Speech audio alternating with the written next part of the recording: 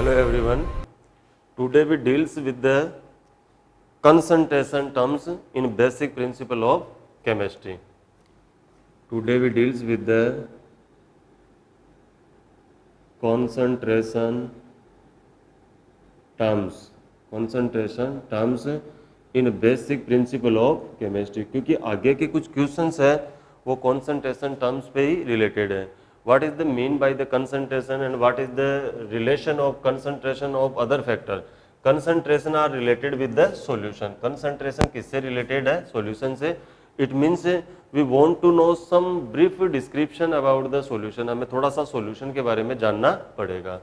When we talking about the solution is the homogeneous mixture. It is the homogeneous mixture of two or more than two component. We can say solution is the homogeneous mixture of two or more than component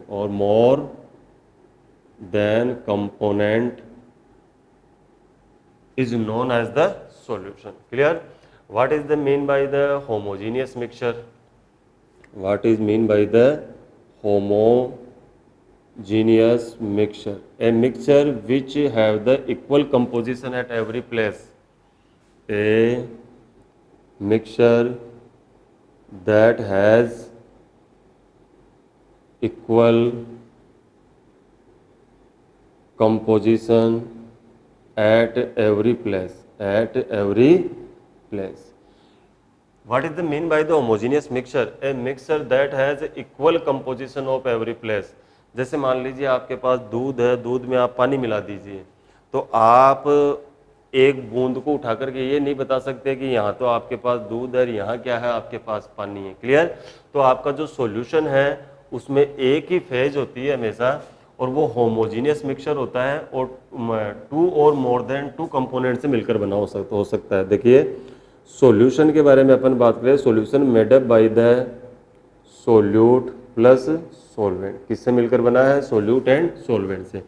generally solute is always in less amount. It is in higher amount. It is always one. ये हमेशा क्या होता है? Single होता है. It is always the single component. और solute में be more than one. मतलब वन और वन से ज़्यादा भी हो सकते हैं. फॉर एग्जाम्पल जैसे मैं आपको ये कहूँ कि जैसे नींबू पानी बनाते हैं अपन, तो दूसरा यदि कहीं पर भी आपके पास वाटर अवेलेबल है, if H2O is the part of the any solution then we can say it is the always solvent. यदि किसी सॉल्यूशन के अंदर क्या प्रेजेंट है? H2O प्रेजेंट है, then it is always the solvent because it is called the universal solvent. Water in present less or excess amount. देखो यदि किसी सॉल्यूशन के अंदर H2O प्रेजेंट है तो वो हमेशा क्या होगा? सॉल्वेंट ही होगा, चाहे से वो कम अमाउंट के अंदर हो, चाहे से क्या हो, ज़्यादा अमाउंट के अंदर हो. सो we can say H2O is always solvent if it is present, और we can say it the part of the solution. वो किसी सॉल्यूशन का पार्ट है तो वो क्या होगा? सॉल्वेंट होगा. अब ऐसा करें कि ये मोर देन वन हो सकता है, बिल्कुल हो सकता है. For example think about that. आप क्या बना रहे हो कि नींबू पानी बना रहे हैं अपन, तो आपके पास वाटर हो गया, वो सॉल्वेंट है, और नींबू का जो जूस उसके अंदर आपने मिलाया है वो क्या है? वो अपने पर नींबू का जो जूस है वो क्या है? आपके पास सोल्यूट है. आप इसमें शुगर भी डाल रहे हो, वो भी क्या है? सोल्यूट है. आप इसमें NaCl डाल रहे हो, वो भी क्या है? सोल्यूट है. Is that clear? तो मोर देन टू कंपोनेंट होगा. अब नेक्स्ट बात करें अपन सॉल्यूशन के बारे में. सॉल्यूशन की जो फिजिकल स्टेट है कौन डिसाइड करता है? सॉल्वेंट डिसाइड करता है. एक सॉल्यूशन की सॉल्वेंट क्या डिसाइड करता है? फिजिकल स्टेट डिसाइड करता है. मतलब सॉल्यूशन सॉलिड होगा, लिक्विड होगा, गैस होगा, ये कौन डिसाइड करता है? आपका सॉल्वेंट डिसाइड करता है. सॉल्वेंट यदि सॉलिड है then solution will be the solid. If solvent is liquid, then solution will be the liquid. If solvent is gas, then solution will be the gas. Is that clear? And the properties of the solution depends upon the nature of solute. Properties of solution. Property से मतलब क्या है कि वो acidic है, base है, neutral है, कैसा है, तो वो किस पे डिपेंड करता है, सोल्यूट पे डिपेंड करता है। That is the brief introduction about the solution. और कंसंट्रेशन, एक सॉल्यूशन के अंदर सोल्यूट कितना प्रेजेंट है, the definite amount of solute which dissolve in the given amount of the solvent eight A constant temperature is known as the concentration of the solution. The definite amount of solute, the definite amount of solute which dissolve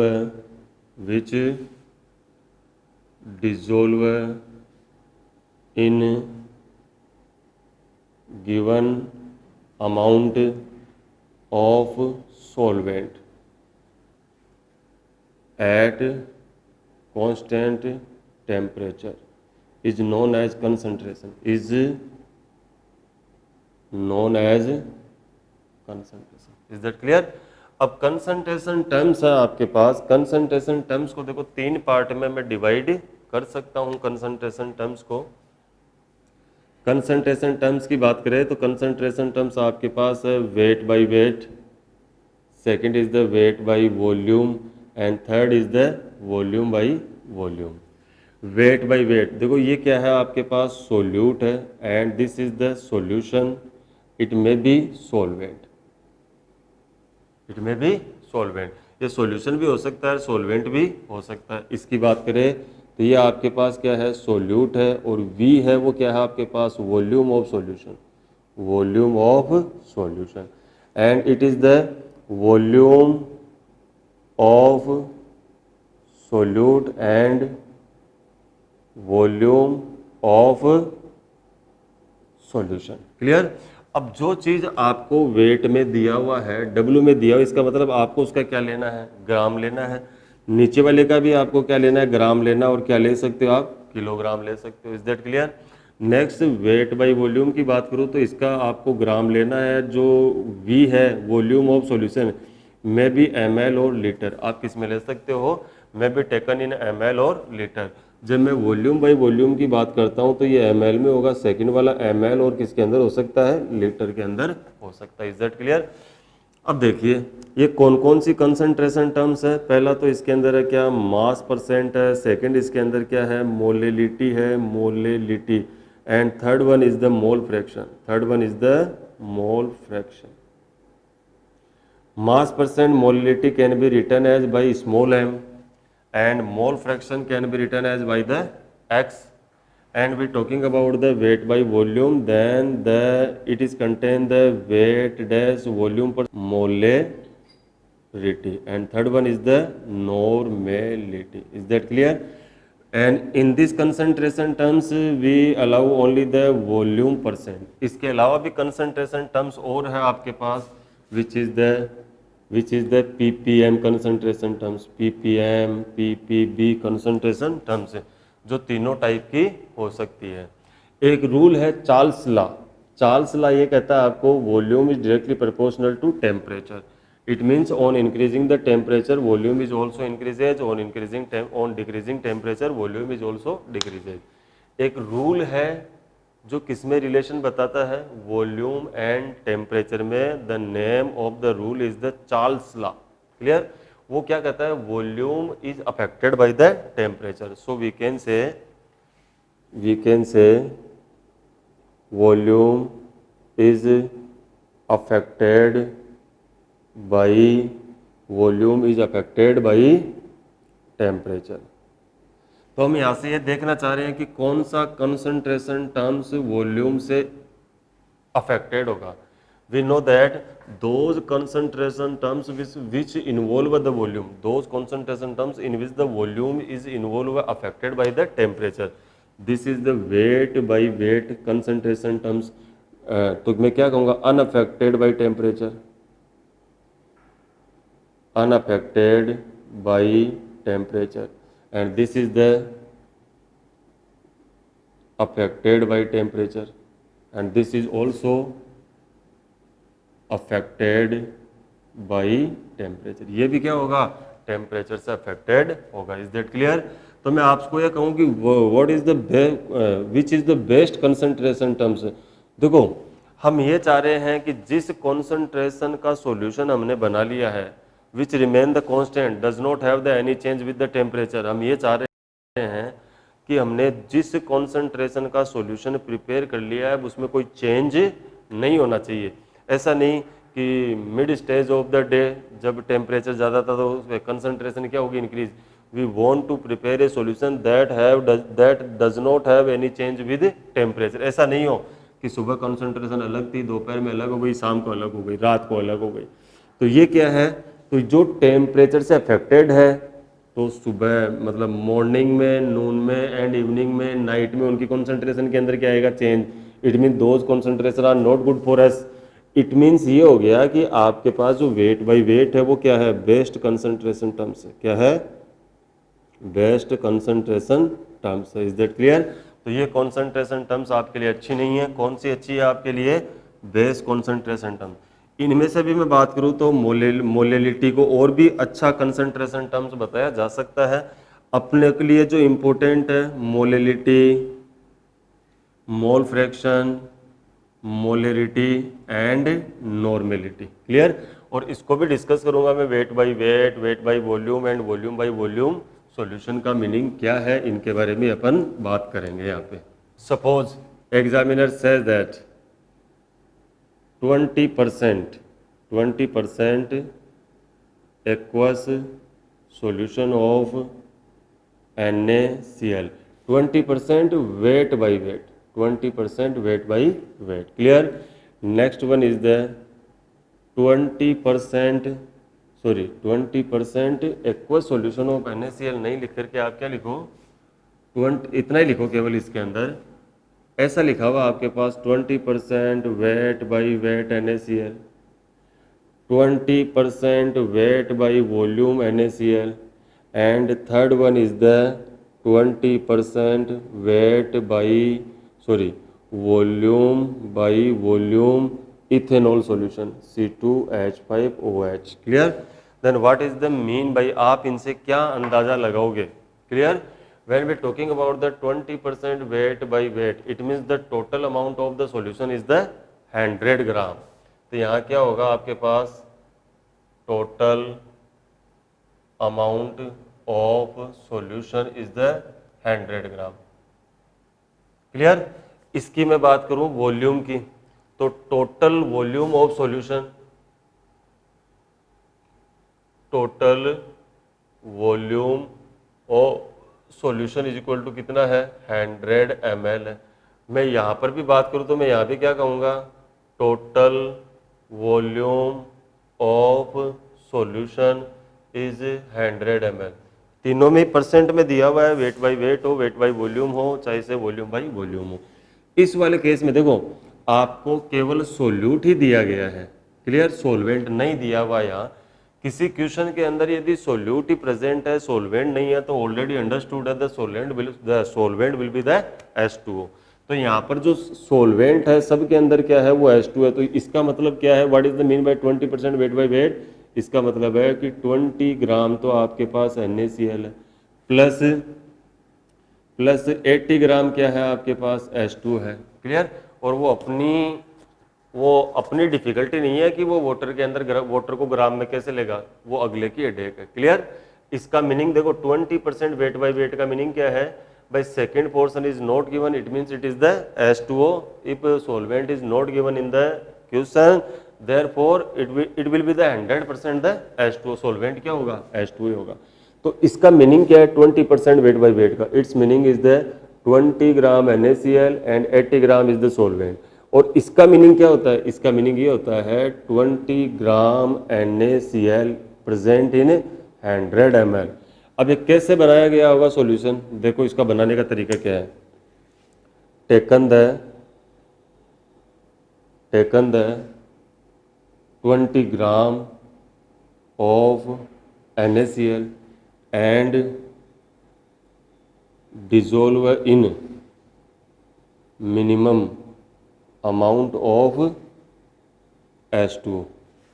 now make the volume, now make the volume 100 ml। अब क्या कीजिए, volume को कितना कर दीजिए आप, 100 ml कर दीजिए। Taken the 20 gram of NaCl and dissolve in minimum amount of H2O। 20 gram NaCl, 20 gram NaCl को वाटर में लेकर के मिनिमम अमाउंट ऑफ H2O के अंदर डिजोल्व कर लीजिए, और डिजोल्व करने के बाद में अब वॉल्यूम कितना कर दीजिए, 100 ml कर दीजिए। 20% वॉल्यूम बाई वॉल्यूम इथेनॉल, इसका मतलब क्या है कि आपके पास 20 ml तो क्या है C2H5OH प्लस 80 ml आपके पास क्या है H2। Is that clear? That is the meaning of the weight by weight, weight by volume and volume by volume. And now we discuss, अब अपन डिस्कस करेंगे किसको, weight by weight concentration terms को discuss करेंगे।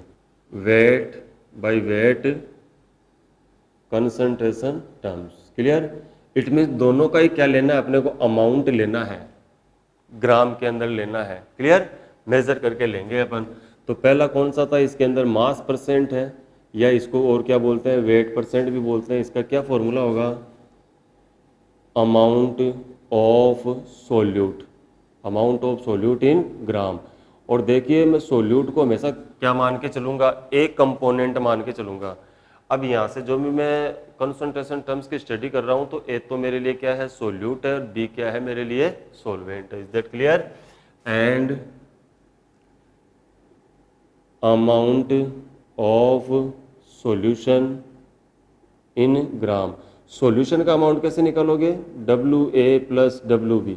ये तो क्या है आपके पास amount of solute in gram, this will be the amount of solvent, clear? And multiply with 100। आप परसेंट वेट, आप ऐसा भी लिख सकते हो mass of solute in gram, mass of solution which is the addition of the mass of the solute and the mass of the solvent. Is that clear? So we can say weight percent is equal to WA upon WA plus WB. This is not the important concentration terms. Suppose अब मैं question prepare करूँ, ऐसा कहूँ कि 20 gram benzene है मेरे पास, और इसको 122 ग्राम CCl4 के अंदर डिजोल्व किया है, then calculate the percent amount of benzene and percent amount of CCl4. So we can say, यदि मैं परसेंट अमाउंट बेंजीन का निकालूँ तो मैं क्या करूँगा, 22 divide by 22 plus 122 multiply with 100। Is that clear? और इसका निकालने जाऊँगा तो मैं क्या लूँगा, 122 divide by 22 plus 122 multiply with 100।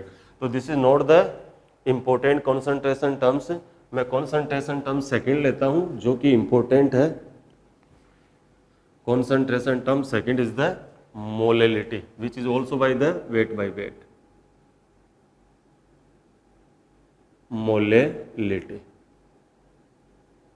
the number of moles of solute which is dissolved in 1 kilogram solvent, the number of moles of solute dissolved